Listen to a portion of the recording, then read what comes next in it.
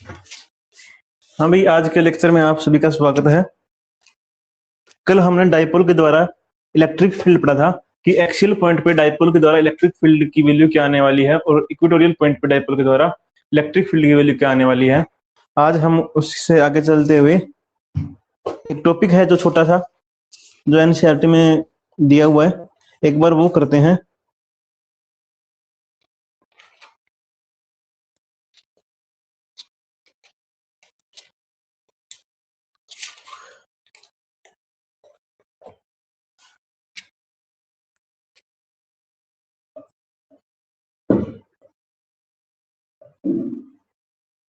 Consistency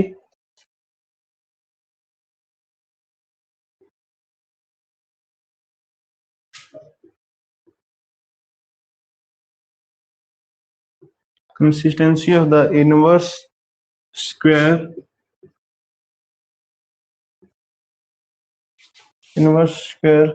law with the electric field, electric field.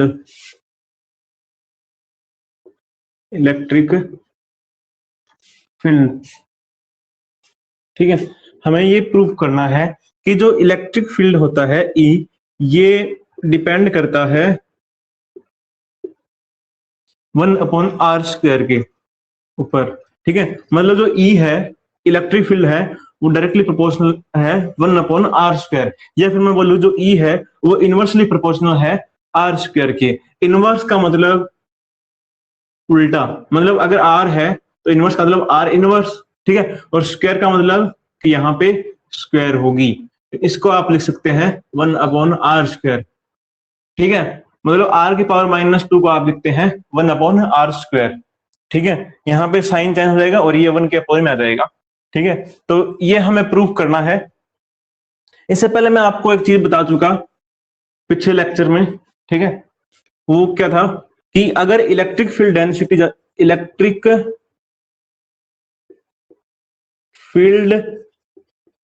Lines की density ज्यादा हुई,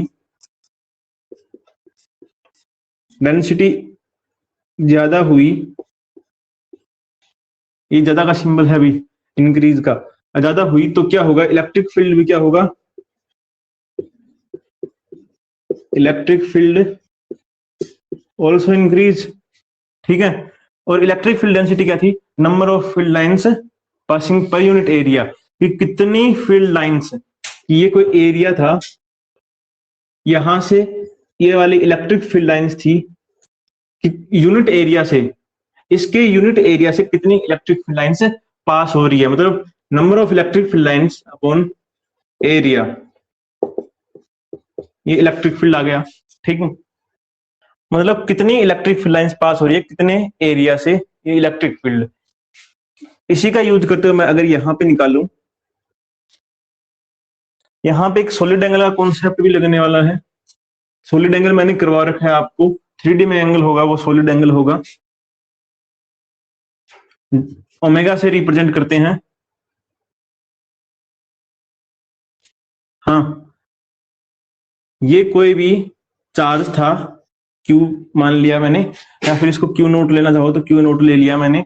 ये Q नोट कोई भी चार्ज था, इससे इलेक्ट्रिक फील्ड लाइंस निकलेगी।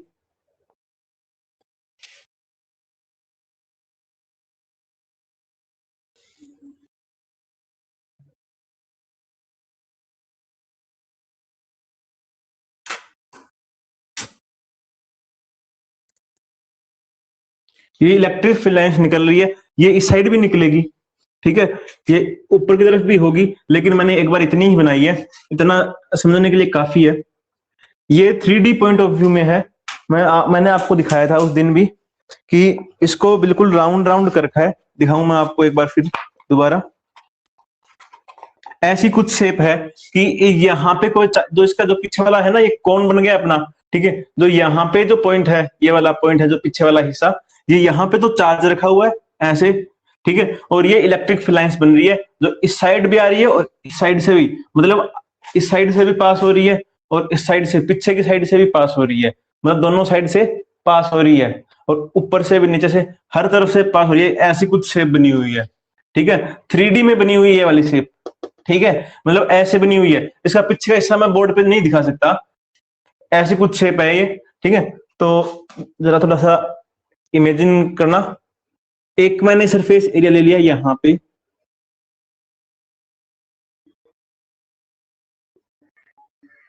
एक एरिया ये ले लिया मैंने, इसको नाम दे दिया S1, और जो ये एंगल बन रहा है यहाँ पे सॉलिड एंगल था, ठीक है, 3D में एंगल है सॉलिड एंगल, मैंने इसको ले लिया डेल ओमेगा, ठीक है, सॉलिड एंगल, और एक सरफेस एरिया मैंने ले लिया यहाँ पे, ये एरिया ज्यादा है, और नंबर ऑफ लाइंस देखो, यहां से जितनी लाइन पास हो रही है इस एरिया से, इसको मैंने नाम दे दिया S2। अब एक चीज देखो गौर से, जितनी number of line S1 area से पास हो रही है, उतनी ही नंबर ऑफ फील्ड लाइंस कहां से, S2 से पास हो रही है। ये देखो जितनी लाइन यहां से आ रही है वो की वो यहां से पास हो रही है, ठीक है, मतलब इलेक्ट्रिक फील्ड लाइंस N है, number of electric field lines, number of electric field lines N है, तो N इसके लिए भी इक्वल होगी और इसके लिए भी इक्वल होगी, लेकिन जो एरिया है वो क्या है, S2 का क्या है, ज्यादा है, और S1 का क्या है, कम है। तो अब एक काम करते हैं, E electric field at surface 1 S1 पे E1 ले लिया मैंने, इसकी वैल्यू आने वाली है नंबर ऑफ एक बार इसका डायरेक्शन नहीं लिखे, एक बार सिर्फ और सिर्फ मैग्नीट्यूड लेते हैं, ठीक है, N मतलब number of electric field lines upon में इसका एरिया क्या होगा, एरिया अपन 2D में निकालते हैं कि सर्कल है उसका क्या होगा, पाई आर स्क्वायर, मतलब ये वाला एंगल हो गया, ये वाली डिस्टेंस होगी। अगर मैं इस डिस्टेंस को यहां से लेके यहां तक की डिस्टेंस को R1 लूं और यहां से लेके यहां तक की डिस्टेंस को R2 लूं, तो क्या होगा, और एंगल कितना, डेल ओमेगा इंटू R1 की स्क्वायर, ये हो गया अपना E1। और अब E2 निकालते हैं, तो N, क्योंकि N की वैल्यू सेम रहने वाली है और ओमेगा की वैल्यू भी सेम रहने वाली है, ओमेगा की वैल्यू सेम कैसे रहेगी, ये वाला कोई एंगल है थीटा, अगर मैं इसकी साइड की लेंथ इंक्रीज कर दूं तो इस एंगल की वैल्यू पे कोई फर्क नहीं पड़ने वाला, अगर मैं इस साइड को इस साइड शिफ्ट कर दूं तो फर्क पड़ेगा, लेकिन इसकी लेंथ इंक्रीज करने पे एंगल की वैल्यू पे कोई फर्क नहीं पड़ने वाला। तो वैसा ही यहाँ पे किया, इसकी लेंथ इंक्रीज की है सिर्फ और सिर्फ, पहले यहां तक थी लेंथ, अब इसकी लेंथ आगे कर दी, तो एंगल ये सेम रहेगा। तो ये वाला भी डेल ओमेगा और ये R2 स्क्वायर, ये इक्वेशन सेकंड। अब एक काम करते हैं, इक्वेशन फर्स्ट को डिवाइड करते हैं इक्वेशन सेकंड से, तो अपना जो रिजल्ट आने वाला है वो E1 upon E2 is equal to N upon del omega R1 square upon N upon del omega R2 की स्क्वायर। क्लियर है, N से N कैंसिल हो जाएगा और डेल ओमेगा से डेल ओमेगा कैंसिल हो जाएगा, लास्ट में अपने पास रिजल्ट बचने वाला है वो ये बचेगा, जो ये वाली टर्म है ये वाली टर्म ऊपर चली जाएगी और ये वाली नीचे है ही, तो अपना जो E1 अपॉन E2 आने वाला है वो आने वाला है R2 square upon R1 square. ये इक्वेशन नंबर आप इसको 3 लिख दो। इतना क्लियर? कमेंट कर दे भी कोई भी प्रॉब्लम आ रही है तो। रिकॉर्डेड लेक्चर यूट्यूब पे मिलेंगे। हाँ, आप इक्वेशन 3 से लिख सकते हो। अगर मैं यहां से E2 को रिमूव करता हूं तो यहां से R2 रिमूव होगा, क्योंकि R2 किसकी वजह से आ रहा है, E2 की वजह से आ रहा है, electric field due to electric field at surface 2। तो यहाँ पे R2 क्या है, distance of S2 from charge, यही तो है। तो जो E2 है उसी की वजह से R2 आ रहा है। अगर आप E1 को लिखो सिर्फ, तो ये क्या आने वाला है, 1 अपॉन R स्क्वायर के R1 स्क्वायर के directly proportional, E1 directly proportional to 1 upon R1 square, या मैं बोलूं E inversely proportional to R1 square. ठीक है, अगर आप इनवर्सली बोलते हो, इनवर्सली प्रोपोर्शनल बोलते हो, तो आपको सिर्फ R1 स्क्वायर ही बोलना पड़ेगा। अगर आप डायरेक्टली प्रोपोर्शनल बोलते हो तो आपको 1 अपॉन R1 का स्क्वायर बोलना पड़ेगा। अब इसके बाद जो E2 है, E2 को मैं लिख सकता हूं 1 अपॉन R2 का, हाँ E directly proportional to 1/R2 का स्क्वायर। ठीक है, यहां से ये प्रूफ हो गया कि जो इलेक्ट्रिक फील्ड है वो डिस्टेंस के स्क्वायर के इनवर्स, जो इनवर्स स्क्वायर लॉ फॉलो करता है। ठीक है, या फिर मैं बोलूं डिस्टेंस के इनवर्स का स्क्वायर होगा। हाँ, एक बार कमेंट पढ़ लूं मैं, कोई डाउट हो तो बता दो भाई, फटाफट कमेंट कर दो।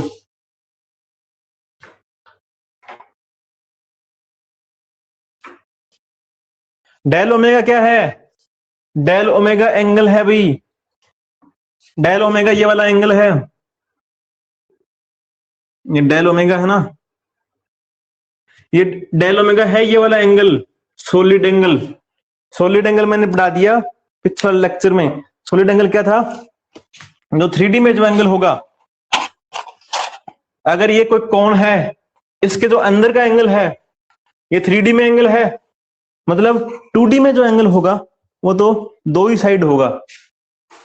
ठीक है, मतलब आप उसको ऐसे रिप्रेजेंट करोगे, ऐसे दो लाइन खींच दी तो ऐसे रिप्रेजेंट हो जाएगा अपना एंगल। ठीक है, मैं एग्जांपल के लिए बताऊं आपको, तो ये एक तो लाइन ये हो गई और एक लाइन मार्कर वाली हो गई, तो इनके बीच का एंगल क्या हुआ? थीटा बोलते हैं अपन, या अपन बोलते हैं कि भाई 60 डिग्री, 40 डिग्री, 50 डिग्री, ऐसा कुछ एंगल बोलते हैं। लेकिन अगर यही एंगल 3D में हुआ, 3D में कैसे, मतलब चाहे कौन सी भी साइड से देखो आप इसको, कौन सी भी साइड से देखो आपको ये 3D में मिलेगा एंगल, इसके अंदर का, मतलब ये हर साइड में है। इस साइड भी इसके साइड है, यहाँ पे भी साइड है, यहाँ पे भी, यहाँ पे भी। और ऐसा जो एंगल बनाया था आपने उसमें सिर्फ ये एक साइड थी, क्या इस साइड कोई साइड थी इधर की तरफ? नहीं थी ना, सिर्फ और सिर्फ ये एक साइड थी। और इस एंगल में क्या है? चारों तरफ साइड होगी। ठीक है, ये 3D में है ये वाला एंगल। जब ये एंगल 3D में होगा तो उसको हम सॉलिड एंगल बोलते हैं, और सॉलिड एंगल को ओमेगा से रिप्रेजेंट करते हैं। अब क्लियर है? फिर आगे चलते हैं, फटाफट कमेंट कर दें, बता दें क्लियर है कि नहीं है। फिर आगे चलते हैं। एक बार सॉलिड एंगल वाला जो मेरा जो लेक्चर था वो एक बार दोबारा चेक जरूर करना। हाँ, अब आगे चलते हैं भाई।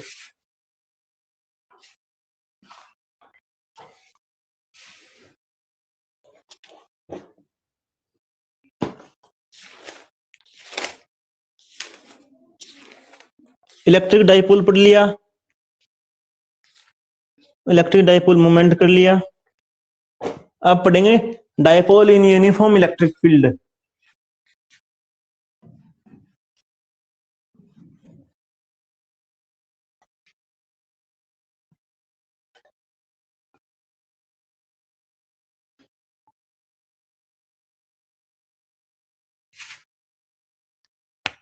अब पढ़ने वाले हैं कि अगर हम यूनिफॉर्म इलेक्ट्रिक फील्ड में डाइपोल को रख दें तो क्या होगा।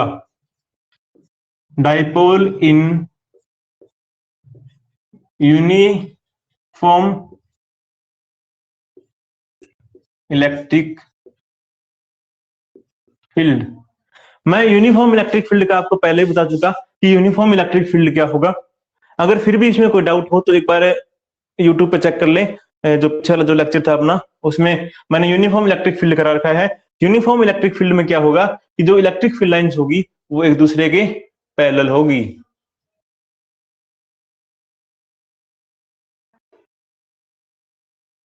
ठीक है, ये जो इलेक्ट्रिक फील्ड लाइंस है ये एकदम स्ट्रेट होने वाली है।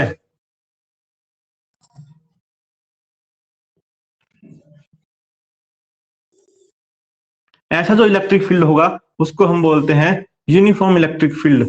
अगर इसके अंदर मैं डाइपोल को रख दूं, डाइपोल का मतलब कि एक प्लस चार्ज और एक माइनस चार्ज का जो पेयर होगा जिनका मैग्नीट्यूड क्या होगा, सेम होगा, उसको हम डाइपोल बोलते हैं, जो कि 2a डिस्टेंस से सेपरेट होंगे ये चार्जेस, या फिर d डिस्टेंस भी लिया होगा कई जगह। तो मैं यहाँ पे डाइपोल को रख देता हूं,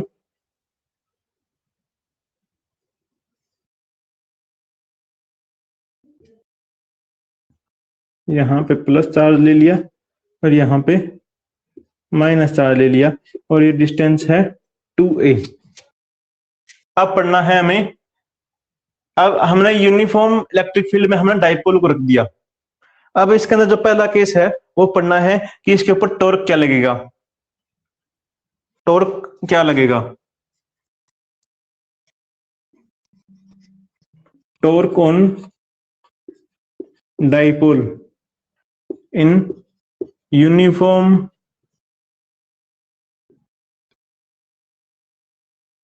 electric field. Uniform electric field में जब डाइपोल रखा है आपका, तो उस टाइम उसके ऊपर टॉर्क क्या लगेगा। अब टॉर्क आपने 11th में पढ़ा होगा। अगर जिसको भी 11th वाले टर्म में कोई भी दिक्कत आ रही है, जो भी अपने 11th की जो टर्म आ रही है 12th क्लास में, अगर उन टर्म में किसी को कोई दिक्कत आ रही है तो एक बार अपने 11th क्लास आप ज्वाइन कर सकते हो और यूट्यूब पे एक बार 11th क्लास की वीडियो देख लेना, ठीक है। ये अपलोड होंगे तो टाइम लगेगा 11th क्लास वाले में, धीरे धीरे। अब टॉर्क मैं एक बार बता देता हूं। जो टॉर्क है, ये टॉर्क क्या होता है। टॉर्क होता है, अगर ये मेरा मार्कर था, अगर मैंने इसके ऊपर फोर्स लगाया तो इसने आगे मूव करना स्टार्ट किया। ये यहाँ पे रेस्ट में था, मैंने इसको धक्का लगाया तो ये आगे मूव करेगा, ठीक है। अगर इसी मार्कर को मैं इस तरीके से फोर्स लगाऊं ताकि ये अपनी जगह पे ऐसे घूमता रहे, एक जगह पे ही रोटेट करता रहे, उसको हम टॉर्क बोलेंगे। जैसे कि घर में जो दरवाजे होते हैं उसको अपन खींचते हैं तो वो अपने एक एक्सिस पे ही तो घूमते हैं। ये यहाँ पे खिड़की थी, आपने इसको खोला तो ये अपने एक्सिस पे ही तो घूमेगी। जो अपने जो यहाँ पे जो वो जो लोहे का होता है दरवाजे पे, उसको क्या बोलते हैं,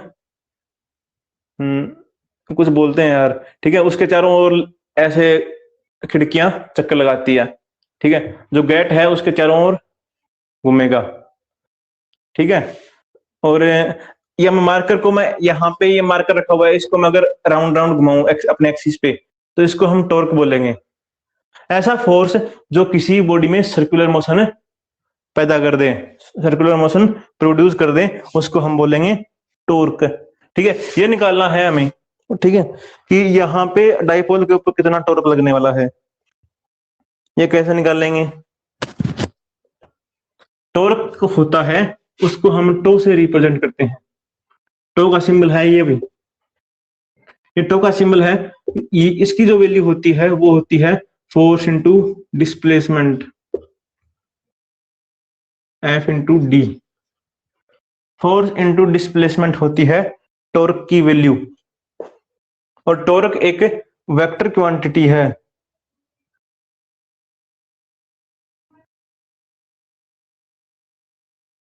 फोर्स इंटू डिस्टेंस, या ये डिस्टेंस कौन सी होगी, परपेंडिकुलर डिस्टेंस, परपेंडिकुलर डिस्टेंस, ठीक है। और टॉर्क एक वेक्टर क्वांटिटी है, क्योंकि फोर्स भी हमारे पास एक वेक्टर क्वांटिटी है और जो डिस्प्लेसमेंट है वो भी वेक्टर क्वांटिटी है। दो वेक्टर क्वांटिटी का क्रॉस प्रोडक्ट हमेशा एक वेक्टर क्वांटिटी आता है। तो टॉर्क कैसी क्वांटिटी, वेक्टर, ठीक है। अब आगे पढ़ते हैं हम। ये डिस्टेंस अगर 2a है, अगर मैं बोल दूं हाँ भाई इसकी वजह से इलेक्ट्रिक फील्ड इस साइड फ्री, इसके ऊपर फोर्स इस साइड लगेगा और इसके ऊपर फोर्स इस साइड लगेगा। ये फोर्स होगा प्लस चार्ज के ऊपर और ये होगा माइनस चार्ज के ऊपर फोर्स, ठीक है। दोनों की मैग्नीट्यूड क्या होगा, सेम होगा, क्योंकि ये यूनिफॉर्म इलेक्ट्रिक फील्ड है जिसकी डायरेक्शन इस साइड से इस साइड जा रही है। तो मैं अगर हम देखें तो यहाँ पे अगर कोई ना कोई प्लस चार्ज है, ठीक है, तभी तो इलेक्ट्रिक फील्ड की डायरेक्शन ये होगी, इस साइड से इस साइड मूव करेगी, ठीक है। तो मतलब आप सपोज करो कि यहाँ पे कोई ना कोई प्लस चार्ज रखा हुआ है तो वो इस प्लस चार्ज का रिपेल करेगा इस साइड, ठीक है, और इस माइनस चार्ज को अपनी तरफ अट्रैक्ट करेगा। ये मैंने इस साइड प्लस ही क्यों लिया, माइनस क्यों नहीं लिया, माइनस इसलिए नहीं लिया, अगर मैं यहाँ पे माइनस लेता तो इलेक्ट्रिक फील्ड की डायरेक्शन ऐसे होती, क्योंकि माइनस चार्ज के अंदर आता है इलेक्ट्रिक फील्ड और प्लस चार्ज से बाहर की तरफ जाएगी इलेक्ट्रिक फील्ड लाइन। यहाँ पे मैं माइनस मान सकता हूँ कि इस साइड माइनस है, क्योंकि देखो इलेक्ट्रिक फील्ड लाइंस इसकी तरफ आ रही है, इलेक्ट्रिक फील्ड लाइंस है ये माइनस चार्ज की तरफ आ रही है, ठीक है। और यहाँ पे ये बाहर निकले, अगर इस साइड प्लस तो इस साइड माइनस, ठीक है। तो ये प्लस इस प्लस को रिपेल करेगा और ये माइनस इस प्लस को अपनी तरफ अट्रैक्ट करेगा, ये वाला प्लस इस माइनस को अपनी तरफ अट्रैक्ट करेगा, ऐसे ही बोल सकते हो। और आप अगर ये चार्ज लेके करना चाहो तो ये चार्ज भी लेके कर सकते हो। आप इसको देख के बोल सकते हो कि ये वाला माइनस चार्ज है, ये प्लस चार्ज को अपनी तरफ अट्रैक्ट करेगा और माइनस को रिपेल करेगा। कोई भी एक ले लो, चाहे प्लस ले लो चाहे माइनस ले लो। अब आगे देखते हैं, जो फोर्स वाली जो एक्सिस था, ये वाला जिस पे फोर्स लग रहा था, इसके साथ इसका एंगल था थीटा, ये मैंने मान लिया, ठीक है। तो अब मेरे को निकालना है डाइपोल। अब एक चीज देखते हैं, इसके ऊपर नेट फोर्स कितना होगा, इसके ऊपर नेट फोर्स कितना होगा। जो वैल्यू फोर्स की यहाँ पे होगी F प्लस होगी, ये किसके इक्वल होगी, F माइनस के इक्वल होगी, ठीक है। और ये किसके इक्वल मान लिया मैंने, F के इक्वल मान लिया। तो अब यहाँ पे क्या आने वाला है, क्योंकि डिस्टेंस यहां से मेजर करेंगे अपन डाइपोल की, तो ये ऑलमोस्ट इक्वल आने वाला है, क्योंकि ए जो है वो आर के कंपेयर में R very very very greater than है ए, तो ये क्या है, नेग्लिजिबल है। तो फोर्स सेम आने वाला है। कुलाम्ब्स लॉ से निकालेंगे फोर्स। कुलाम्ब्स लॉ का मैंने पहले वीडियो बना के अपलोड कर दिया है। तो यहाँ पे अगर आप कुलाम्ब्स लॉ से फोर्स निकालते हो तो फोर्स की वैल्यू सेम आने वाली है। तो कैसे, क्योंकि ये भी क्यू चार्ज होगा और ये भी क्यू चार्ज होगा। एक बार बता दूं दोबारा फिर से, ये क्यू चार्ज और ये भी क्यू चार्ज, और यहां से लेके यहां तक की डिस्टेंस क्या, ए सॉरी आर। तो एफ प्लस की वैल्यू क्या आएगी, के। अगर मैं इसको क्यू नोट लूं तो क्या आएगी, के Q naught into Q upon R square. अगर आप ये यहां से यहां तक की दूरी लोगे और यहां से यहां तक की दूरी लोगे तो ये ऑलमोस्ट आर के इक्वल ही आने वाली है, ठीक है, क्योंकि ए क्या है, very very less than R. तो और एफ माइनस की वैल्यू यहां से क्या आएगी, के Q naught into Q upon R square. दोनों वैल्यू सेम आ रही है, तो मैं बोल सकता हूं जो एफ प्लस होगा वो एफ माइनस के इक्वल होगा और ये एफ के इक्वल होगा। इतना क्लियर है। अब आगे चलूं,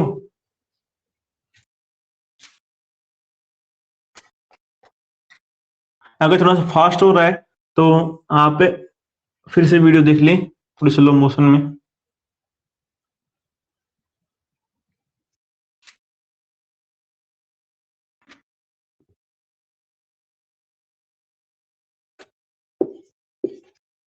हाँ, अब निकालते हैं यहाँ पे फोर्स। तो यहाँ पे मैंने एफ माइनस को और एफ प्लस होगी, F plus is equals to F minus is equals to, मैंने एफ ले लिया तो एफ प्लस की जगह मैं एफ रख दूं और एफ माइनस की जगह मैं एफ रख सकता हूं, इन दोनों मैंने इक्वल ले लिए। अब इसके बाद क्या होगा, अगर ये 2a है और यहां से मैं एक परपेंडिकुलर ड्रॉ करूं, ये वाली, इसकी वैल्यू क्या आने वाली है, इसकी वैल्यू मैं निकाल सकता हूँ ट्रिग्नोमेट्रिक फंक्शन साइन से। Sine theta is equal to perpendicular upon hypotenuse होता है। अपने को परपेंडिकुलर निकालना है, ये वाली परपेंडिकुलर है और ये हाइपोटेनस है। हाइपोटेनस हमारे पास 2a है, तो sine theta is equal to perpendicular upon 2a। Hypotenuse की वैल्यू मैंने यहाँ पे पुट कर दी 2a, तो परपेंडिकुलर आया मेरे पास 2a sine theta.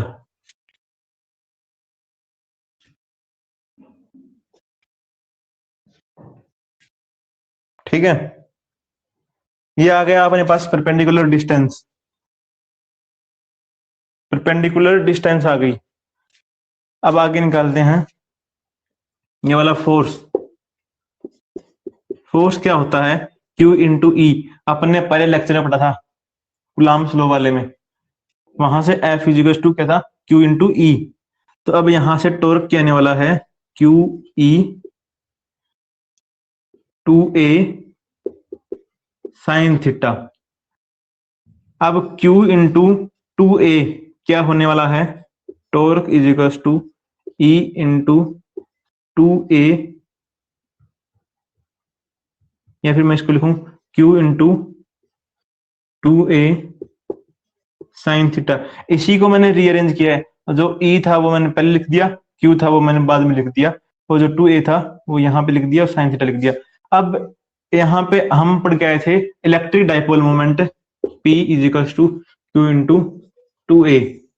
Dipole moment की वैल्यू होती है Q इंटू 2a। तो यहाँ पे Q इंटू 2a है, इसको मैं क्या लिख सकता हूँ, P लिख सकता हूँ। तो टॉर्क की वैल्यू क्या आ गई, Pe sine theta.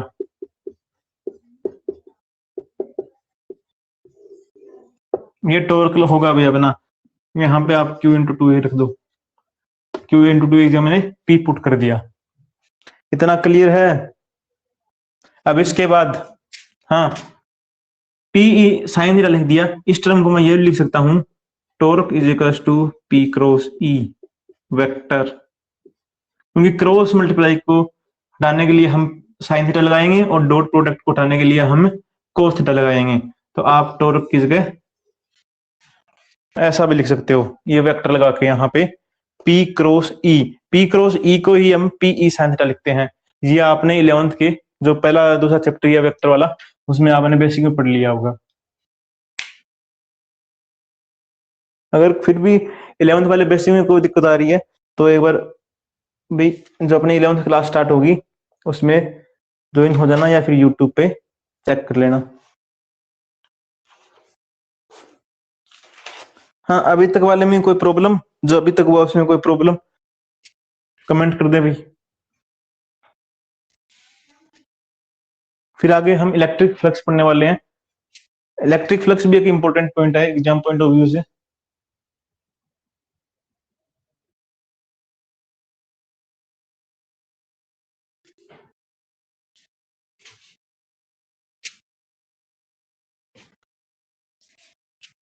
Electric flux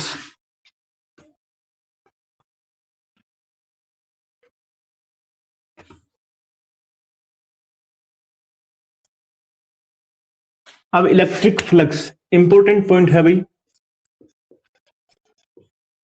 electric flux, electric flux क्या होता है कि कोई भी चार्ज है, हमको पता है कि वो इलेक्ट्रिक फील्ड लाइंस क्रिएट करता है। मिशेल फैराडे का कॉन्सेप्ट था ये इलेक्ट्रिक फील्ड लाइंस वाला। तो अगर कोई एरिया है, अगर कोई एरिया है, ये मैंने एस ले लिया, इससे कितनी इलेक्ट्रिक फील्ड लाइंस पास हो रही है उसको ही हम इलेक्ट्रिक फ्लक्स बोलते हैं। ये एरिया है मेरा S1, इससे कितनी इलेक्ट्रिक फील्ड लाइंस पास हो रही है उसको हम बोलते हैं इलेक्ट्रिक फ्लक्स। ठीक है, हमने आगे पढ़ा था जो E है वो क्या था, N अपॉन एरिया। ठीक है, मतलब यूनिट एरिया से कितनी इलेक्ट्रिक फील्ड लाइन पास हो रही है वो था E। ठीक है, तो यहां से जो इलेक्ट्रिक फ्लक्स है उसको हम फाई लिखते हैं, फाई। इसकी वैल्यू क्या हो जाएगी, ये तो यूनिट एरिया से था E, तो E मैं लिख देता हूं electric field lines passing per unit area. ये इलेक्ट्रिक फील्ड था E। अब अगर मैं इसको मल्टीप्लाई कर दूंगा एरिया के साथ, E डॉट एस कर दूंगा, ठीक है, तो ये हमारा फ्लक्स हो जाएगा। ये थी कि यूनिट एरिया से कितनी नंबर ऑफ इलेक्ट्रिक लाइन पास हो रही है। अगर मैं उसको एस सरफेस एरिया से मल्टीप्लाई कर दूं तो वो कंप्लीट सरफेस के लिए आ जाएगी, और हम इसी को फ्लक्स बोलते हैं। ये क्लियर हुआ?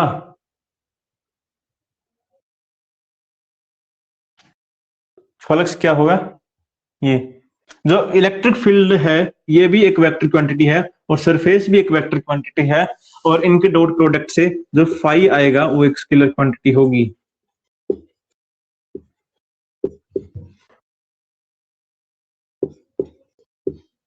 क्योंकि जो क्रॉस मल्टीप्लाई होता है दो वेक्टर का, तो लास्ट में जो अपने पास जो रिजल्ट आता है वो एक वेक्टर आता है, और जब दो वेक्टर का डॉट प्रोडक्ट होता है तो लास्ट में एक स्केलर क्वांटिटी आती है।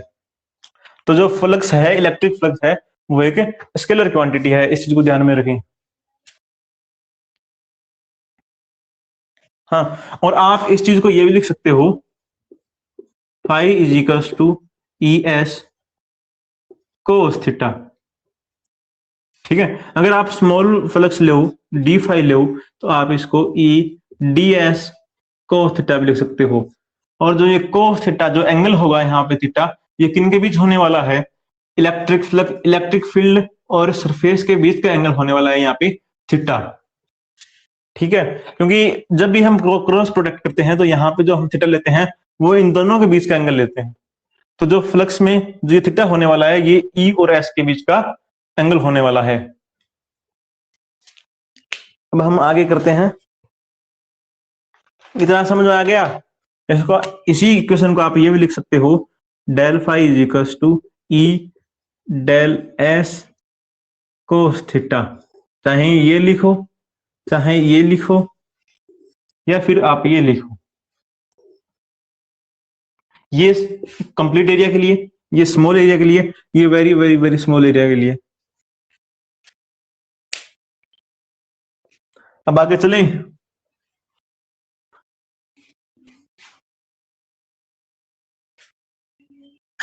अब कुछ केस करेंगे इसमें, इलेक्ट्रिक फ्लक्स के कुछ केस करने वाले हम, कि ये कोई भी यूनिफॉर्म इलेक्ट्रिक फील्ड है, ये मेरा इलेक्ट्रिक फील्ड है ई, और यहां पे एक प्लेट रखी हुई है, ठीक है। ये प्लेट कुछ इस तरीके से रखी हुई है कि ऐसे इस साइड इलेक्ट्रिक फील्ड जा रहा है। इलेक्ट्रिक फील्ड की डायरेक्शन क्या, इस साइड से इस साइड की तरफ, और ये प्लेट कुछ इस तरीके से रखी हुई है। आपको इस तरीके से दिख रही होगी बोर्ड पे, पर ऐसा नहीं है, ये इस तरीके से रखी हुई है। ये प्लेट है वो इस तरीके से रखी हुई है। तो इस जो ये जो सरफेस है, इसकी डायरेक्शन क्या होगी, ये वाली होगी, और इसी साइड इलेक्ट्रिक फील्ड की, क्योंकि जो सरफेस की जो डायरेक्शन होती है, ये इसका सरफेस एरिया है, इसकी डायरेक्शन क्या होगी, इससे परपेंडिकुलर बाहर की साइड, सरफेस से परपेंडिकुलर बाहर की साइड। तो ये यहाँ पे सरफेस रखा हुआ है, इसकी डायरेक्शन क्या होगी, ये वाली होगी, और ये वाली ही इलेक्ट्रिक फील्ड की डायरेक्शन है।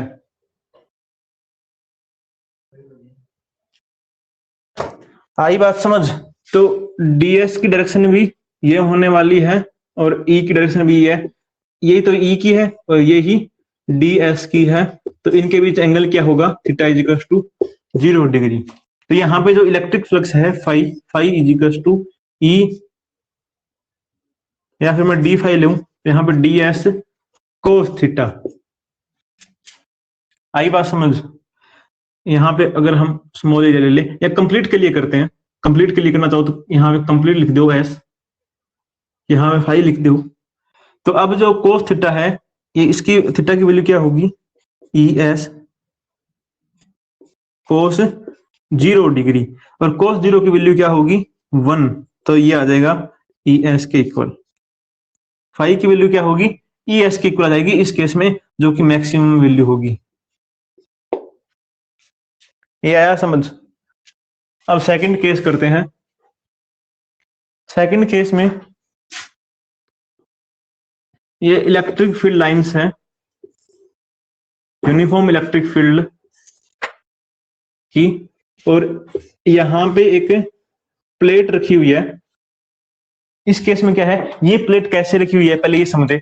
ये यहां से लेके इस साइड, मतलब इलेक्ट्रिक फील्ड लाइन का जो फ्लो है वो इस साइड से इस साइड है, मतलब इस साइड से मेरी तरफ से इस साइड है, ठीक है। इलेक्ट्रिक फील्ड लाइंस ऐसे मूव कर रही है, और ये जो प्लेट है वो अब कार ऐसे रखी है। पिछली बार तो ऐसे रखी हुई थी खड़ी, अब कार ऐसे हॉरिजॉन्टली रखी हुई है। पहले तो वर्टिकली थी, अब ये हॉरिजॉन्टली ऐसे रखी हुई है। तो अब हॉरिजॉन्टली ये ऐसे रखी हुई है, तो ये वाला जो सरफेस है, इसकी डायरेक्शन क्या होने वाली है, इसकी डायरेक्शन होने वाली है परपेंडिकुलर आउटवर्ड, ऐसे इस तरीके से, जो ऊपर की तरफ होगी इसकी डायरेक्शन।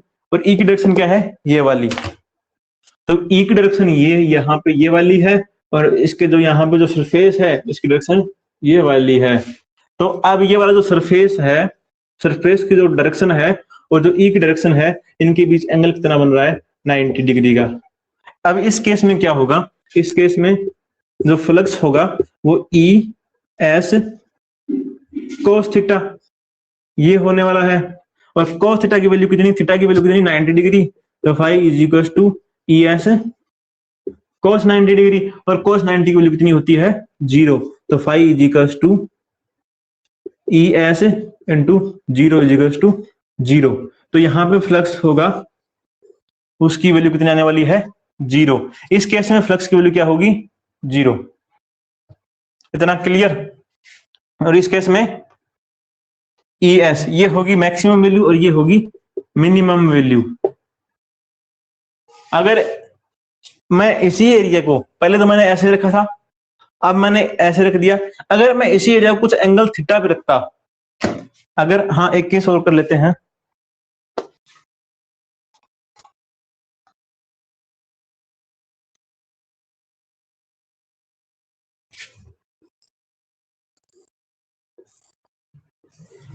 अगर मैं इसको कुछ एंगल थीटा पे रखता, अब यहाँ पे जो इसकी जो सरफेस की जो डायरेक्शन है वो कौन सी होने वाली है, ये वाली परपेंडिकुलरली आउटवर्ड एस की डायरेक्शन, और ये ई की डायरेक्शन है, तो इनके बीच का एंगल कितना है, ये थीटा मान लिया मैंने।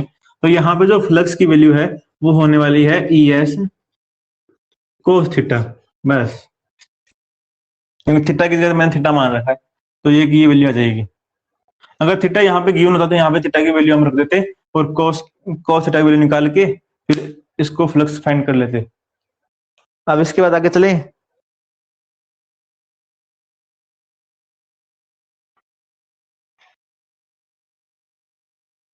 हाँ, एक चीज और,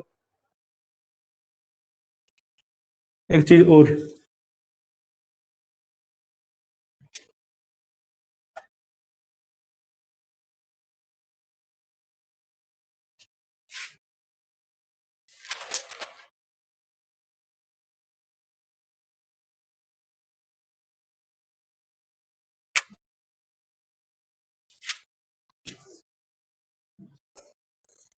अगर ये कोई एरिया है एस, सरफेस एस है ये, इसको मैंने बहुत सारे टुकड़ों में डिवाइड कर रखा है।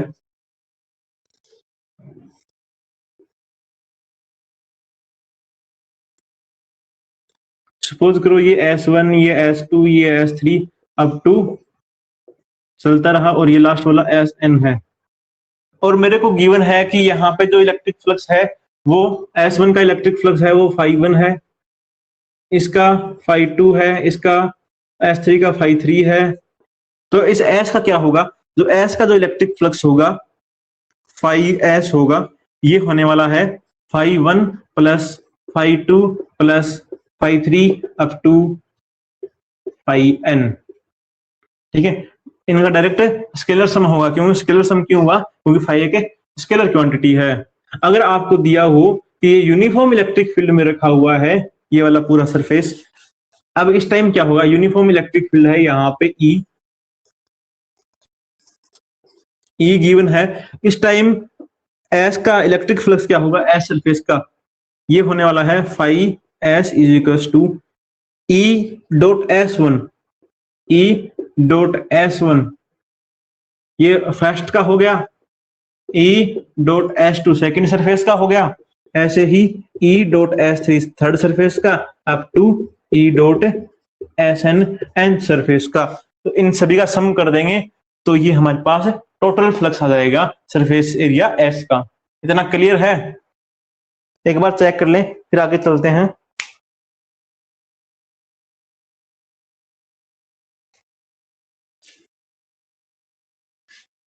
अब निकालते हैं जो इलेक्ट्रिक फ्लक्स है इसकी यूनिट क्या होगी, इसकी यूनिट क्या होगी और इसकी डायमेंशन क्या होगी। एक क्वेश्चन ऐसा पूछा जाता है भी यूनिट डायमेंशन का एग्जाम में एक नंबर में, तो यूनिट क्या होने वाली है, अपने को पता है इसका फॉर्मूला है फ्लक्स का, वो है ई डॉट एस। इलेक्ट्रिक फ्लक्स की क्या थी यूनिट, इलेक्ट्रिक फ्लक्स की, या फिर मैं इसको ऐसे लिख सकता हूं, जो एफ होता है, F is equal to Q E होता है, और एफ अपॉन में क्यू क्या होगा, ई के इक्वल होगा। तो आप लिख सकते हो एफ अपॉन में क्यू इंटू एस। तो यहां से जो फ्लक्स की जो वैल्यू है, एफ की सॉरी फ्लक्स की जो यूनिट है वो क्या है, एफ की क्या होगी न्यूटन, अपॉन में चार्ज की क्या कूलम, और सरफेस की क्या मीटर स्क्वायर। जो फ्लक्स की जो यूनिट आने वाली है वो newton metre square upon coulomb ये आने वाली है। अब यहां से मैं डायमेंशन निकालना चाहूं, डायमेंशन क्या आएगी, फोर्स की क्या m1 l1 t-2 और m स्क्वायर की क्या l स्क्वायर, और c की क्या a1 t1। अब यहां से निकालोगे तो m1 l3 t-3 और a -1। एक बार चेक कर ले,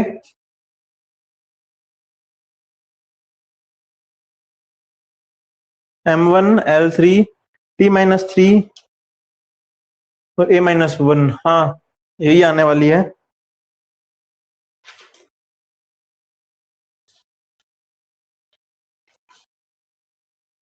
हाँ एक चीज और भाई, एक चीज और, हाँ यूनिट में एक चीज और, जो अपन ने जो ई की जो यूनिट निकाली थी एक बार पहले, मैंने बताया था आपको वी डॉट एम भी होती है, ये हम आगे पढ़ने वाले हैं। तो अगर हम यहाँ पे ई की जगह वी डॉट एम रखें तो फ्लक्स की एक यूनिट और भी आने वाली है, V dot M into S की, एस की यूनिट क्या होगी, वी अपॉन में एम, वी अपॉन में एम।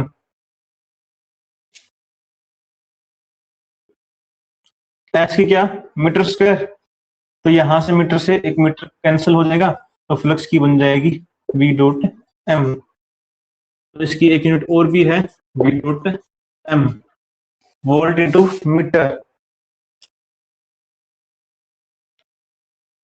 आज के लिए इतना काफी है, बाकी का कल करेंगे। अगर किसी को कोई दिक्कत हो तो जरा कमेंट कर देना। आज इलेक्ट्रिक फ्लक्स तो हो गया, 2 या 3 दिन में ये चैप्टर कंप्लीट कर देंगे भाई।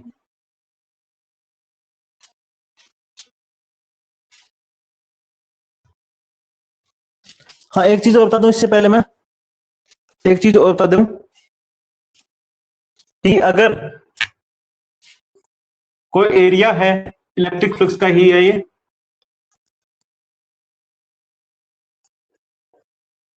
अगर कोई एरिया के अंदर की साइड इलेक्ट्रिक लाइंस आ रही है,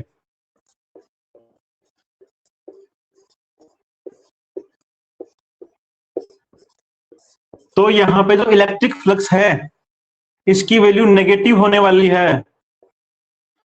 मतलब जो फाई है इसकी वैल्यू क्या होगी, लेस देन 0, क्योंकि ये नेगेटिव चार्ज होगा तभी आएगी ना, इसको नेगेटिव ले लेते हैं। अगर ये पॉजिटिव चार्ज हुआ तो इससे बाहर जाने वाली है,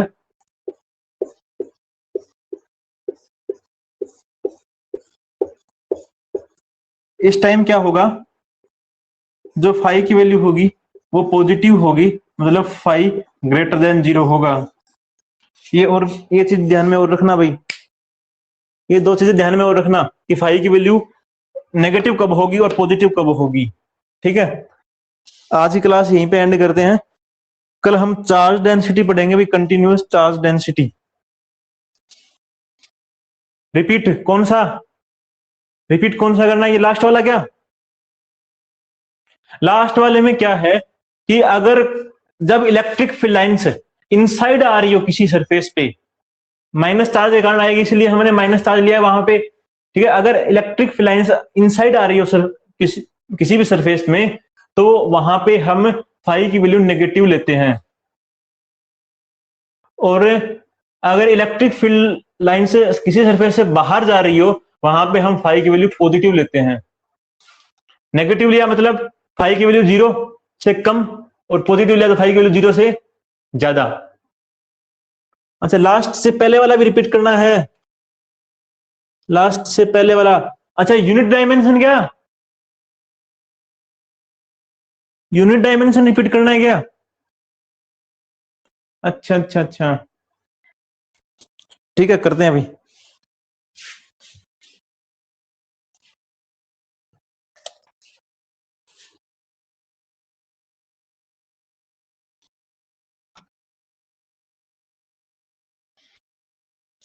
इलेक्ट्रिक फ्लक्स की यूनिट और डायमेंशन, यूनिट क्या होगी और डायमेंशन क्या होगी। सबसे पहले फॉर्मूला लिखते हैं, phi is equal to E dot S. अब यहां से जो इलेक्ट्रिक फ्लक्स है, सॉरी जो इलेक्ट्रिक फील्ड है ई, ठीक है, एक फॉर्मूला और भी था अपने पास, F is equal to Q into E, force is equal to charge into electric field. तो यहां से जो ई की वैल्यू आई वो आई अपने पास एफ अपॉन में क्यू। मैं ई की वैल्यू यहां पे रख दूं एफ अपॉन में क्यू इंटू एस, एस है यहाँ पे सरफेस एरिया, ठीक है, ये लिख सकता हूं। अब मेरे को बताओ कि जो फोर्स है, फोर्स की यूनिट क्या होगी, न्यूटन में लिखते हैं फोर्स को, अपॉन जो चार्ज है, चार्ज की यूनिट क्या होगी, कूलाम होगी, और जो अपना ये एरिया है S surface area, surface area की होती है मीटर स्क्वायर। ठीक है, तो इसकी जो यूनिट होगी इलेक्ट्रिक फ्लक्स की फाई की, ये क्या होगी, newton upon coulomb metre square, ये वाली newton into metre square upon coulomb square. एक और भी जो इलेक्ट्रिक फील्ड है, इसकी हम एक यूनिट और लिखते हैं V अपॉन एम। V यहाँ पे वोल्ट है, एम मीटर है, वोल्ट अपॉन मीटर लिखते हैं। तो यहां से फाई की आ जाएगी V अपॉन में एम, और एस क्या है, ये मैंने यूनिट यहाँ पे लिख दी E की जगह, और एस क्या है, सरफेस एरिया, सरफेस एरिया की होगी मीटर स्क्वायर। तो एक मीटर से एक मीटर कैंसिल हो जाएगा, और इसकी एक यूनिट और भी है, वो है वोल्ट इंटू मीटर। ये हम आगे पढ़ने वाले हैं वोल्ट इंटू मीटर वाली। ठीक है, ये आगे हम दोबारा करेंगे वहां पे, एक बार ये देख लेना भाई। हाँ, अब डायमेंशन निकालनी है। डायमेंशन आपने 11th में पढ़ी है, फर्स्ट चैप्टर में ये unit dimension, first second chapter में। एक बार दोबारा देख लेना चाहें। ठीक है, डायमेंशन निकालेंगे तो जो न्यूटन है, न्यूटन की जो डायमेंशन क्या होगी, m1 l1 t-2 होती है न्यूटन की डायमेंशन, फोर्स की डायमेंशन बोलूं मैं। एम स्क्वायर की होगी l स्क्वायर। ठीक है, एम फॉर मीटर, मीटर क्या है, लेंथ है। ठीक है, एम मीटर, मीटर किसकी यूनिट होगी, लेंथ की, यहां पे स्क्वायर है तो स्क्वायर। नीचे है चार्ज, चार्ज की यूनिट, चार्ज की डायमेंशन होगी a1 t1। ठीक है, अब इसको सोल्व करते हैं। इसको सोल्व करने पे मिलेगा m के साथ और कोई है, m अकेला ही है तो m1, l2 l1 तो ये है और 2 ये है, तो l3 हो जाएगा, 2 और 1 3, और t-2 तो ये रहा, और ये वाला 1 ऊपर जाएगा तो माइनस का 3, और a यहाँ पे a बच गया a1। तो ये आ जाएगी इसकी डायमेंशन। अब भी कोई डाउट हो तो बोल देना भाई। ये यूनिट डायमेंशन में एक बार फिर से आपको 11th क्लास से, एक बार अगर किसी बच्चे को यूनिट डायमेंशन में दिक्कत है तो क्लास 11th का लेक्चर ज्वाइन करें भी एक बार। ठीक है, वहां पे क्लियर हो जाएगा एक बार दोबारा। यूनिट डायमेंशन में कोई दिक्कत हो तो क्लास 11th वाला लेक्चर ज्वाइन कर लेना। ठीक है, हाँ, एंड कर रहा हूं मैं क्लास। अब नोट्स मिल जाएंगे आपको।